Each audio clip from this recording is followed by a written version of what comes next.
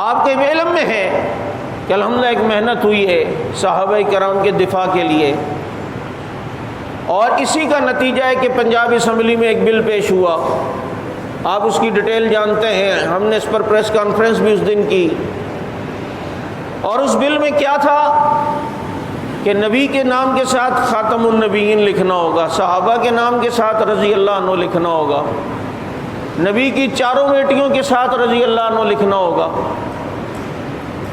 ابو بکر عمر عثمان علی کے نام کے ساتھ یا امیر المومنین لکھ دیں یا خلیفہ راشد لکھنا پڑے گا، آخر میں رضی اللہ عنہ لکھنا پڑے گا۔ جب بھی کوئی کتاب شائع ہوگی مذہب کے نام پر تو وہ ایک کمیٹی تشکیل دی ہے، یہ کتاب وہاں جائے گی، دیکھے گی، پڑھے گی کہ فرقہ واریت تو نہیں ہے، اس میں کسی کے خلاف تو نہیں ہے، نبی کے نام کے ساتھ خاتم النبیین لکھا ہوا ہے یا نہیں، جناب صحابہ کے ساتھ رضی اللہ عنہ لکھا ہوا ہے یا نہیں، تاکہ ملک کے اندر ایک جو ہے وہ فرقہ واریت کی فضا ختم ہو، نفرت کی فضا ختم ہو۔ ہم اہم جو ہے وہ اس ایشو کے اوپر بٹھا کر یہ ساری چیزیں طے ہوئی ہیں۔ مجھے بتاؤ اس بل میں کسی جگہ پر کوئی جناب کسی کو کافر کہا گیا ہے؟ بولو، یا کسی کے بارے میں یہ فتویٰ دیا ہوا ہے کوئی؟ یہ تو ایک بات کی ہے، یہ ادنا درجے کی ایک چیز بتائیے کہ جناب اتنا تو کر لو صحابہ کی عظمت کے لیے، انبیاء کی عظمت کے لیے۔ اب یہ چیزیں جب لکھی تھیں یہ مسلمانوں کی ایمان کی حفاظت کے لیے، اپنی نسلوں کی، اور یہ بل اسی لیے کہ آئے روز جو نصاب میں تبدیلیاں اور کبھی کیا، تو اس میں اب یہ ہوگا کہ جو اسکول کا نصاب بنے گا، جو بھی کتاب چھایا ہوگی اس میں ان چیزوں کا خیال رکھنا پڑے گا تاکہ ہماری نئی نسل کنفیوژن کا شکار نہ ہو۔ وہ یہ نہ کہے کہ یار ادھر تو کچھ اور تھا ادھر تو کچھ اور تھا، اپنی نئی نسل کے ایمان بچانے کے لیے یہ سب کچھ ہوا۔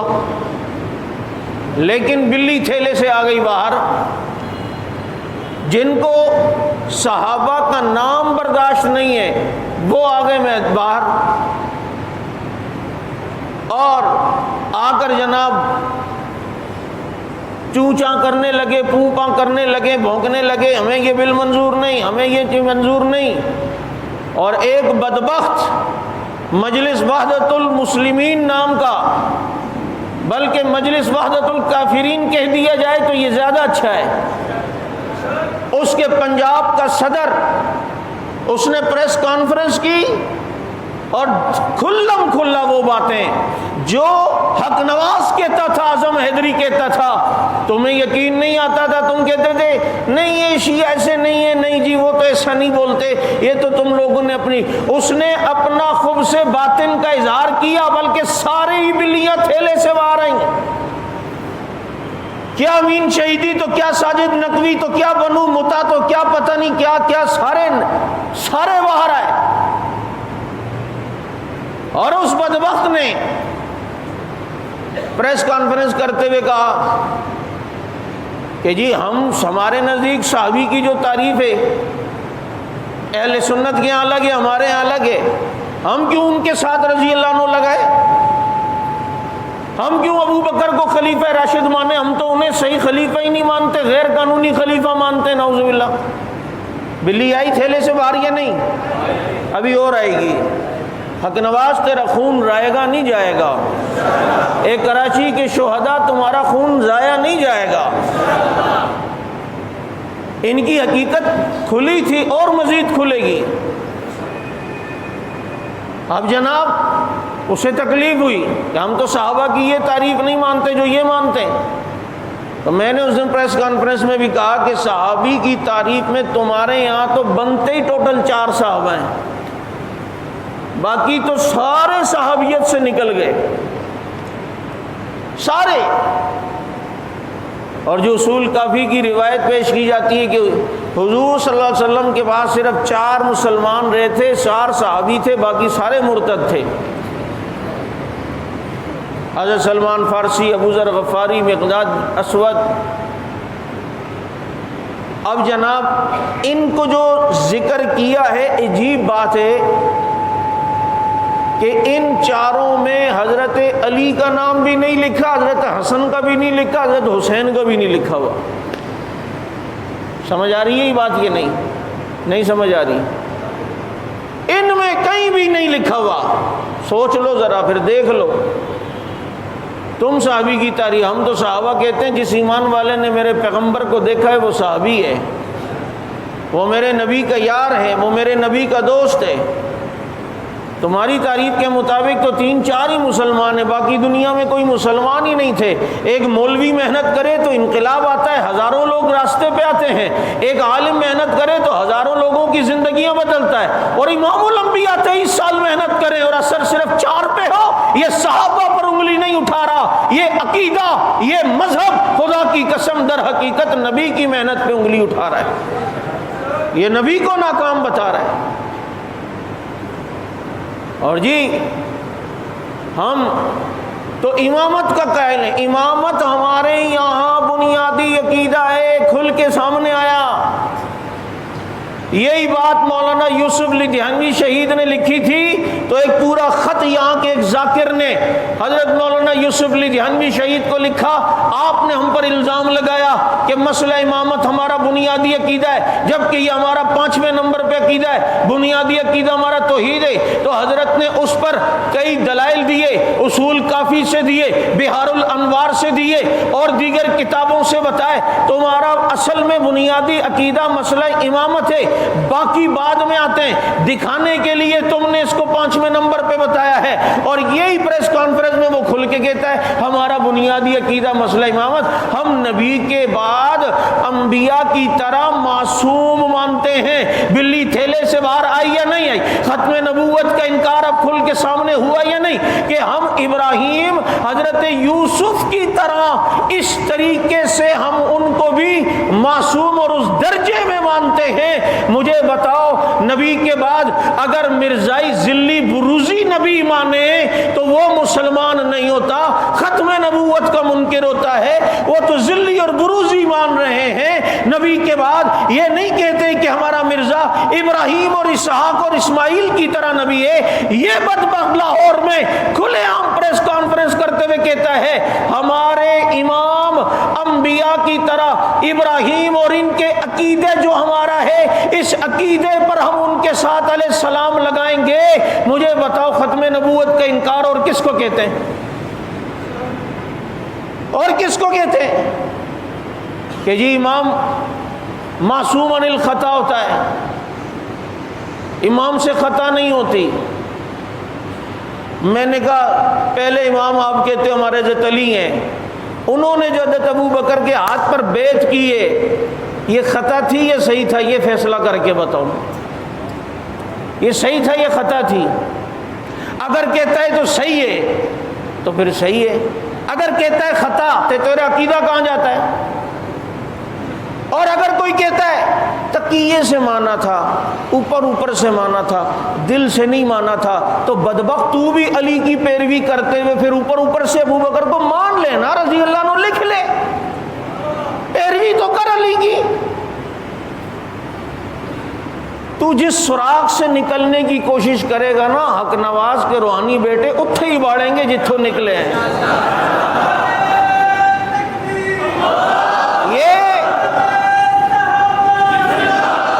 اب مجھے بتاؤ حضرت علی رضی اللہ تعالیٰ عنہ امام ہیں، ان کے ہاتھ پر بیعت کیے، خطا ہوئی ہے نہیں ہوئی ہے یہ بتاؤ۔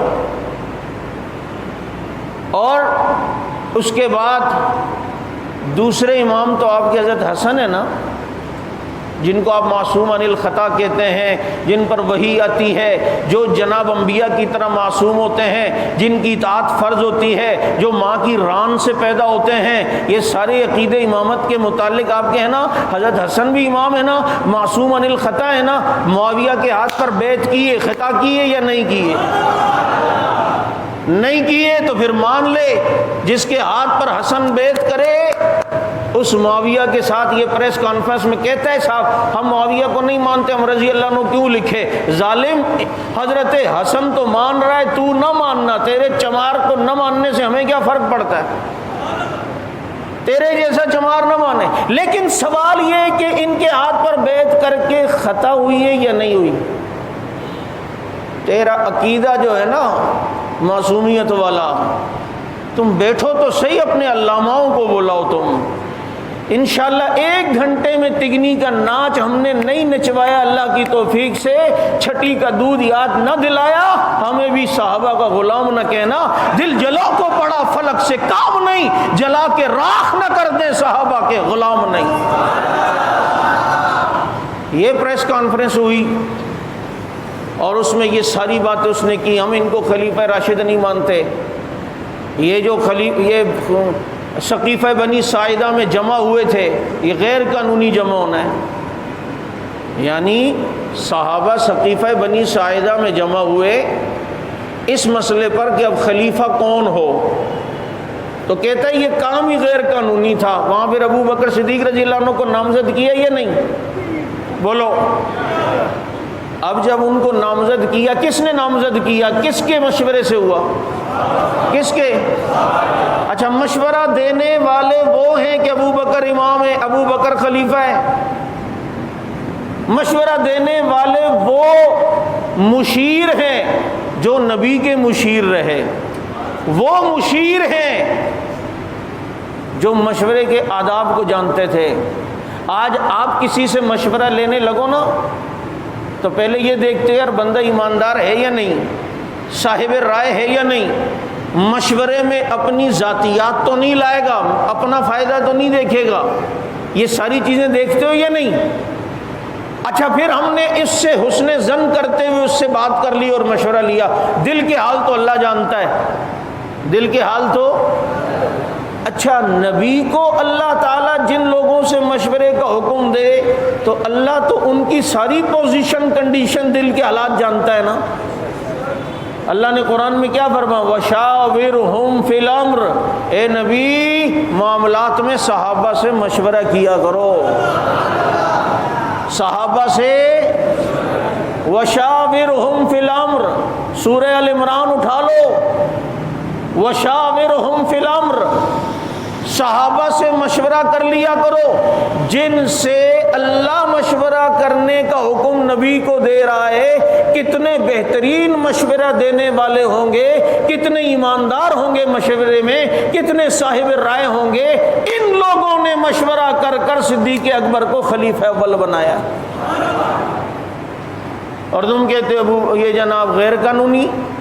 ہم حکومت سے کہتے ہیں اتنی اس میں جرت کیسی ہوئی کہ اتنا کھل کے یہ پریس کانفرنس کر کے اس کا اظہار کر رہا ہے، اس کے بعد بھی کوئی ہمیں مورد الزام ٹھہرا ہے۔ میں اداروں سے، ریاست سے کہنا چاہتا ہوں، ذرا دیکھو جن لوگوں کو رضی اللہ عنہ صحابہ کے نام کے ساتھ برداشت نہیں، ابو بکر کے نام کے ساتھ خلیفہ راشد برداشت نہیں، پھر آپ یہ توقع رکھو کہ ہم ان کے متعلق نرم لہجہ استعمال کریں، نرم پالیسی استعمال کریں؟ نہیں ہو سکتا، نہیں ہو سکتا، نہیں ہو سکتی یہ بات۔ ہم صحابہ کی عظمت پر کمپرومائز، سودے بازی نہیں کر سکتے۔ اگر کوئی سامنے نہیں بھونکتا ٹھیک ہے، ہم اس معاملے میں آ کر ہو سکتا ہے کچھ نرمی دکھا لیں، لیکن سامنے والا بھونکے گا تو ہم حق نواز بن کے میدان میں آئیں گے، ہم غازی بن کے میدان میں آئیں گے، ہم اعظم و فاروقی و حیدری بن کے میدان میں آئیں گے۔ پھر دنیا دیکھے گی کہ جو کچھ ہوتا ہے ہو جائے، ہمیں سب کچھ منظور ہے، صحابہ کرام کی توہین منظور نہیں ہے۔ ہماری پرامن پالیسی اپنی جگہ، لیکن کسی کو اتنا برداشت نہ ہو، اور پھر وہاں پریس کانفرنس میں کہتے ہیں ہم پر تو یہ تو مسلط کرنے والی بات ہے، اپنے عقیدہ مسلط کرنے والی بات ہے۔ کل اگر عیسائی یہ کہہ دیں یہ تو ہم پر مسلط کیا جا رہا ہے کہ نبی کی توہین کرنے والے کی سزا موت ہے، پاکستان کا قانون ہے یا نہیں ہے؟ بولو۔ کل عیسائی یہ کہنا شروع کر دیں، جناب کل یہ ڈاکو یہ کہنا شروع کر دیں کہ یہ نیب نے جو قانون بنائے ہوئے چوروں کو پکڑو، لٹیروں کو، یہ تو ہم پہ مسلط کیا، ہم تو لٹا ماری کریں گے، ہمارے اوپر کیوں قانون مسلط کرتے ہو؟ ایک دائرہ تو بنانا ہے نا، مسلط کرتے ہو۔ تم کہتے ہو، کس منہ سے کہتے ہو؟ چھنی بھی لوٹے کو کہہ رہی ہے تیرے اندر 2 سوراخ ہیں، مسلط کرتے ہو؟ تم نے کیا محرم کے جلوس سنیوں پہ مسلط نہیں کر دیے؟ ان کی مسجد کے آگے سے، محراب کے آگے سے، مدرسے کے آگے سے؟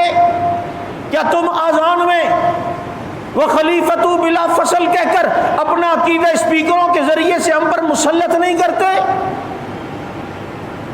میں بریلویوں کے عالم سعید اسد کو مبارکباد پیش کرتا ہوں، جنہوں نے ہمت کی، اور سعید اسد بریلوی عالم ہے، مناظر ہے، انہوں نے اپنی ویڈیو کلپ میں بڑے کھلی طریقے سے یہ بات کی کہ جب تم یہ کہتے ہو مسلط کی، آئندہ یہ آذان بھی پھر ہمیں برداشت نہیں ہے جن میں 3 خلفاء کی توہین کی جاتی ہے۔